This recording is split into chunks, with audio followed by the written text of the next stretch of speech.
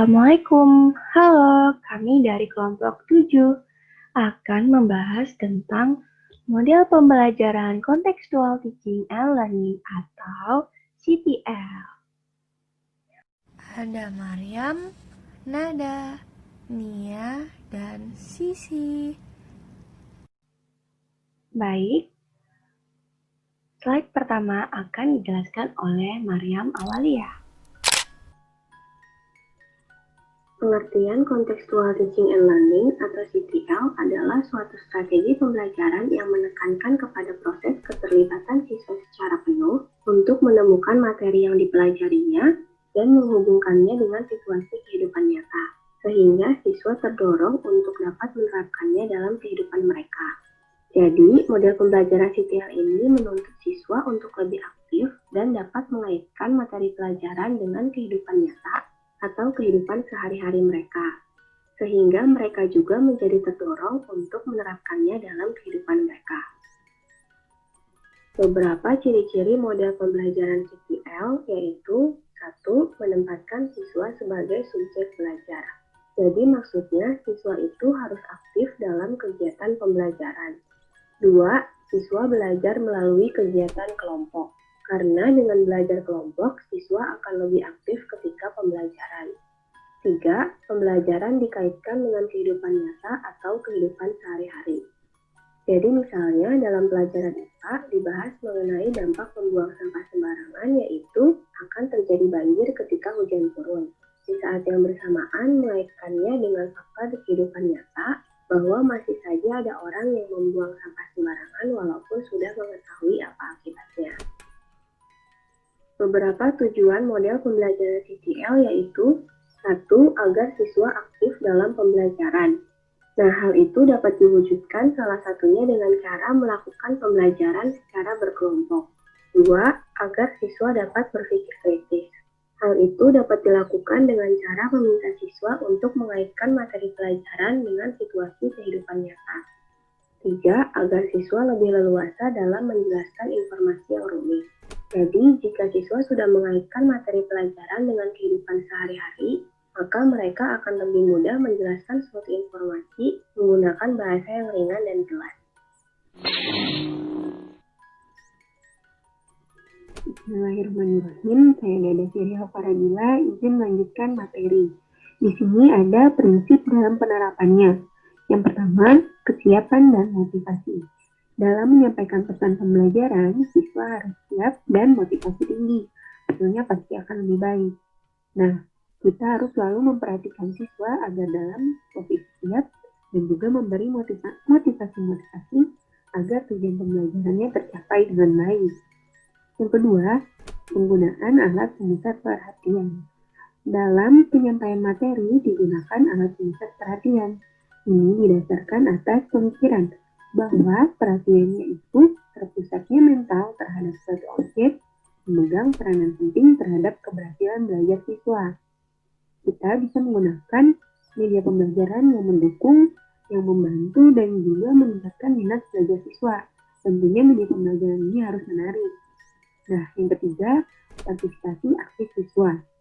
Aktivitas siswa meliputi aktivitas mental dan aktivitas fisik. Siswa dalam pembelajaran itu dituntut aktif. Nah, bisa bertanya, menjawab, atau mengomentari materi pembelajaran yang sedang dibahas. Selanjutnya ada perubahan. Penyampaian pesan pembelajaran harus diulang, maka hasil belajar akan lebih baik. Nah, pengulangan ini dilakukan dengan mengulangi cara ataupun media yang sama, bisa juga dengan cara ataupun media yang berbeda-beda. Yang terakhir ada umpan balik. Umpan balik adalah informasi yang diberikan kepada siswa mengenai kemajuan belajarnya. Jika salah diberikan pembetulan dan jika betul diberi konfirmasi ataupun penguatan. Nah, contohnya seperti hasil belajar siswa. Siswa pastinya harus mengetahui hasil belajar mereka agar mereka tahu kemajuan belajar mereka sudah sampai mana. Selanjutnya ada variasi. Di sini ada 5 variasi. Yang pertama, mengaitkan. Kedua, kerjasama. Ketiga, menerapkan. Keempat, mengalami. Dan kelima, mentransfer.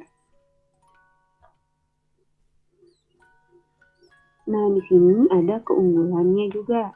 Yang pertama, pembelajaran lebih bermakna, artinya siswa bisa melakukan dan memahami sendiri kegiatan yang berhubungan dengan materi. Di sini siswa bisa belajar secara mandiri. Nah, yang kedua, pembelajaran menjadi lebih produktif karena siswa akan menemukan sendiri konsepnya, bukan menghafalkan. Siswa cenderung memahami materi, jadi bukan menghafalkan saja. Yang ketiga, menunjukkan keberanian untuk mengemukakan pendapat tentang materi yang dipelajari. Nah, siswa itu harus dituntut aktif kan dalam pembelajaran. Salah satunya adalah mengemukakan pendapat tentang materi yang sedang dipelajari. Yang keempat, menunjukkan kemampuan dalam bekerjasama untuk memecahkan masalah. Selain tugas individu, pastinya akan ada tugas kelompok. Nah, di sini siswa dituntut untuk bisa bekerjasama dengan menyatukan pendapat dan juga dapat memecahkan masalah. Yang terakhir, siswa dapat membuat kesimpulan sendiri dari kegiatan belajar mengajar. Ada kelebihan, tentunya ada kekurangan. Sekarang kita bahas kekurangan atau kelemahan dari pembelajaran kontekstual. Yang pertama, karena pembelajaran kontekstual itu menghubungkan antara pengalaman belajar di sekolah dengan kehidupan nyata, jadi diperlukan waktu yang cukup lama saat proses pembelajaran kontekstual berlangsung. Kelemahan yang kedua, karena dalam pembelajaran kontekstual itu, siswa lebih aktif dan lebih produktif baik fisik maupun mental, jadi jika guru tidak dapat mengendalikan kelas, maka dapat menciptakan situasi kelas yang kurang kondusif. Kelemahan yang terakhir, guru lebih intensif dalam membimbing. Karena dalam pembelajaran kontekstual ini, guru tidak lagi berperan sebagai pusat informasi. Tugas guru adalah mengelola kelas sebagai sebuah tim yang bekerja bersama untuk menemukan pengetahuan dan keterampilan yang baru bagi siswa. Jadi siswa dipandang sebagai individu yang sedang berkembang. Selanjutnya, ada kriteria pemilihan bahan ajar dalam model pembelajaran kontekstual. Jadi, bahan ajar dalam model pembelajaran kontekstual, khususnya pada bahan ajar tematik, harus memunculkan berbagai karakteristik dasar pembelajaran tematik. Di antaranya, menstimulasi siswa agar aktif, menciptakan suasana pembelajaran yang menyenangkan, menyuguhkan pengetahuan yang holistik atau tematik, dan tentunya harus memberikan pengalaman langsung. Selanjutnya, menurut Dirjen Dikdasmen menyebutkan ada 7 komponen utama dalam pembelajaran kontekstual atau yang biasa kita sebut sebagai sintaks model pembelajaran kontekstual. Yang pertama, ada pemodelan atau modeling, mencakup pengutaraan kompetensi dan tujuan, bimbingan dan motivasi. Jadi dalam pembelajaran keterampilan atau pengetahuan tertentu, ada model yang bisa ditiru. Guru dapat menjadi model, misalnya memberikan contoh cara mengerjakan sesuatu. Tetapi guru bukan satu-satunya model, artinya model dapat dirancang dengan melibatkan siswa. Yang kedua, ada inquiry atau menemukan. Pengetahuan dan keterampilan yang diperoleh siswa diharapkan bukan hasil mengingat seperangkat fakta-fakta saja, melainkan hasil dari menemukan sendiri melalui siklus pengidentifikasian, analisis, observasi, hipotesis, dan penyimpulan. Yang ketiga, ada bertanya. Pengetahuan yang dimiliki seseorang selalu bermula dari bertanya. Bagi guru, bertanya dipandang sebagai kegiatan untuk mendorong, membimbing, dan menilai kemampuan berpikir siswa. Bagi siswa, bertanya merupakan bagian penting dalam melakukan inquiry, yaitu menggali informasi, menginformasikan apa yang sudah diketahui, dan mengarahkan perhatian pada aspek yang belum diketahuinya. Yang keempat, ada masyarakat belajar. Jadi, hasil pembelajaran diperoleh dari kerja bersama dengan orang lain. Guru disarankan selalu melaksanakan pembelajaran ini dalam kelompok-kelompok belajar. Yang kelima, konstruktivisme.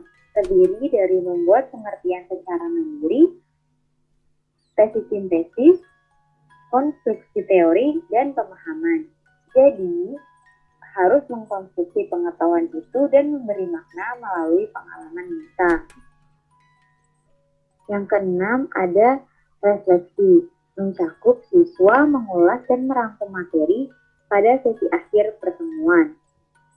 Dan yang terakhir ada penilaian yang sebenarnya, proses akhir pembelajaran dengan melakukan penilaian. Jadi kemajuan belajar dinilai dari proses, bukan semata hasil dan dengan berbagai cara. Penilaian dapat berupa penilaian tertulis dan penilaian berdasarkan perbuatan, penugasan, produk, ataupun portofolio.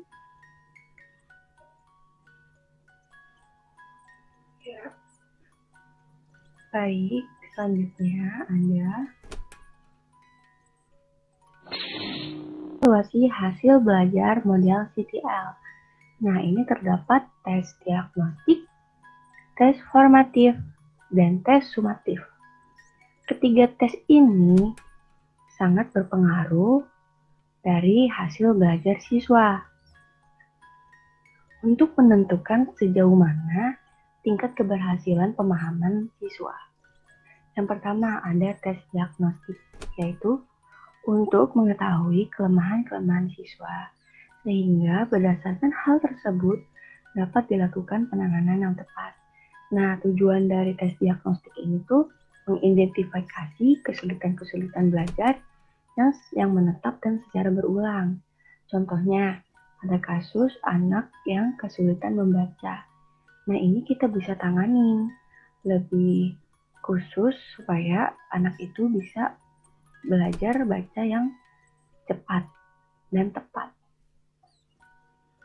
Selanjutnya ada tes formatif. Dimaksudkan untuk mengetahui sejauh mana siswa telah terbentuk setelah mengikuti kegiatan. Nah, contoh dari tes formatif ini seperti tes yang dilakukan setelah pembahasan tiap bab atau KD. Lalu, ini tuh fungsinya untuk mengetahui tingkat keberhasilannya atau feedback dari hasil pembelajaran yang sudah dilaksanakan. Nah, yang terakhir ada tes sumatif, yaitu dilaksanakan setelah berakhirnya pemberian sekelompok atau sebuah program yang lebih besar. Nah, ini lebih kepada finalnya. Contohnya tes catur ulang, tes akhir semester, atau tes EPTA. Nah, jadi tes formatif ini ibaratkan pertolongan pertama pada kecelakaan pembelajaran. Lalu tes diagnostik ini ibaratkan pemeriksaan darahnya, sampelnya.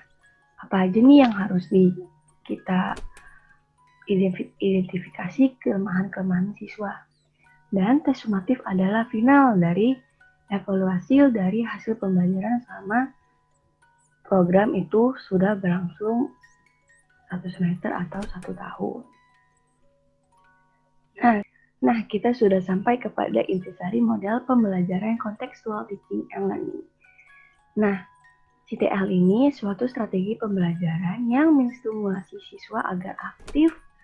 Guru menciptakan suasana pembelajaran yang menyenangkan, menyuguhkan pengetahuan yang holistik atau tematik, dan memberikan pengalaman langsung. Dalam model pembelajaran CTL ini memiliki berbagai variasi kegiatan yang sudah dijelaskan sebelumnya. Nah, kesiapan dan motivasi ini sangat perlu dalam menyampaikan pesan pembelajaran siswa dan supaya siswa mendapatkan motivasi yang tinggi, hasilnya akan lebih baik. Serta tidak lupa mengevaluasi hasil belajar siswa baik dalam proses awal dan akhir kegiatan pembelajaran. Jadi, dalam pembelajaran model CTL ini, siswa mendapatkan pengalaman belajar secara langsung agar aktif dan mendapatkan pembelajaran yang menyenangkan dan mendapatkan pengetahuan yang tematik atau beragam. Ya, cukup sekian presentasi dari kelompok 7. Kurang lebihnya mohon maaf. Saya perwakilan dari kelompok 7 menutup presentasi pada pertemuan kali ini. Terima kasih atas waktu dan perhatiannya. Wassalamualaikum warahmatullahi wabarakatuh.